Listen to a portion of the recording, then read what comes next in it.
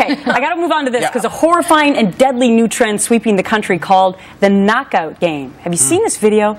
The players, usually teens, target a stranger on the street, try to knock him out, him or her, with one punch. So far, at least 7 deaths have been linked to this game. I'm going to go to the psychologist first, Jeffrey. What does this say about the society in which we live? Random attacks from behind, anonymous. Well, first of all, it's cowardly. These are not good kids. We know that. These are kids perhaps who don't have the support at home, perhaps who don't have the educational goals, are very, very bored with their lives, and I think they fall prey to this kind of thinking that it's really cool, it's really a manly thing, or you're showing your macho or machita to go out and do something like this. It is murderous. It's horrible. Stacey, let me ask you about the impact of, I don't know, maybe things we have in society like violent movies, video games. Does that play into that? Oh, absolutely. Kids growing up watching violence, you become immune to it. It becomes like it's nothing. Like it is absolutely nothing to see all of this, and so then they reenact this. And I'm sure most of these kids themselves were either bullied or they were beaten by their own parents.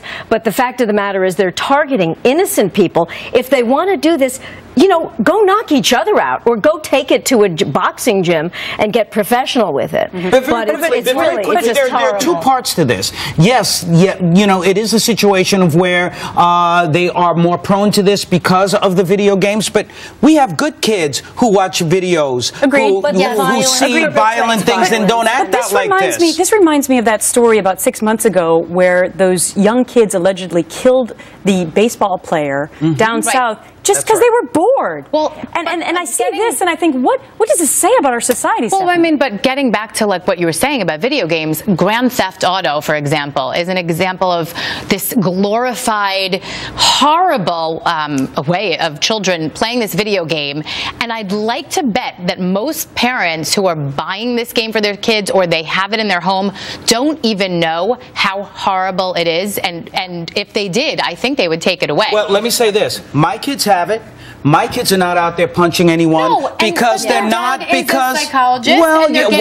more screwed up because their dad's a psychologist.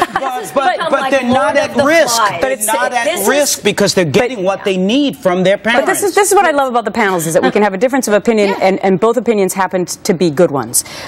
This is about parenting at the core. And I hope that this trend will stop, because once this goes to video like that and like YouTube, then other people replicate it and it becomes a huge problem. Absolutely.